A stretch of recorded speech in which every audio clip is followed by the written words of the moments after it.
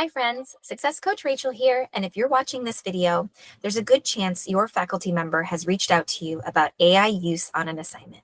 Before we go any further, I want to pause on something important. Getting a message like this doesn't automatically mean you've done something wrong. For many students, especially adult learners balancing work, family, and school, messages like this can feel stressful. It's completely normal to wonder, what does this mean? What happens next? Let's walk through this together. In most cases, this outreach means your instructor has questions about how AI tools were used or not used and wants to better understand your process. AI use exists on a spectrum, and faculty may wish to consider context, course expectations, and your explanation before drawing conclusions.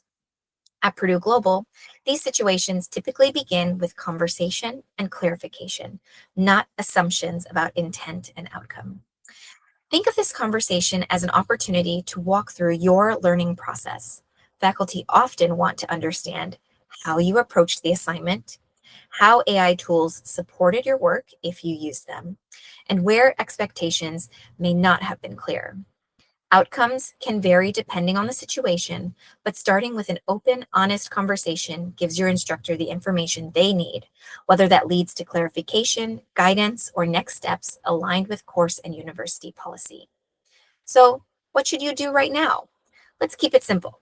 First, respond to your faculty member. If they've asked to meet, acknowledge the message and schedule the conversation. Next, don't panic and keep working on your coursework unless your instructor specifically tells you to pause. And finally, prepare to explain your process. You don't need perfect language or technical terms, just an honest explanation of how you completed the assignment. This helps your faculty member better understand your situation so they know how to support you. When you talk with your faculty member, focus on how you completed the assignment. You may explain things like what tool you used, if any, what you used it for, like brainstorming, outlining, editing, or understanding a concept, and what you did yourself, writing, paraphrasing, choosing sources, and citing. If you used AI, you can say something like, I used AI to help brainstorm ideas, but I wrote the assignment in my own words and verified my sources. If you didn't use AI at all, that's okay too. You can walk through your notes, your drafts, how you approach the assignment step by step. The goal isn't to defend yourself, it's to share your process. Let's pause for a moment and talk honestly. If AI was used in a way that didn't quite line up with the course expectations, that doesn't automatically mean the worst case scenario. What happens next really depends on the details of the situation and the course guidelines. Often, these conversations are about understanding what happened and clearing things up. Faculty may use this time to explain where the line is, clarify expectations, and help you figure out how to use AI more appropriately moving forward.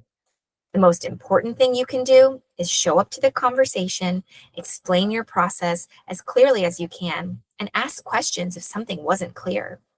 Being open and willing to learn helps your faculty member decide what the right next steps are.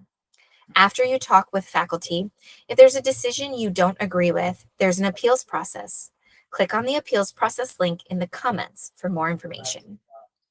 If the conversation doesn't go the way you hoped, or you feel unsure about next steps, you don't have to navigate that alone either. Send an email to studentsuccess@purdueglobal.edu. We are here to help you.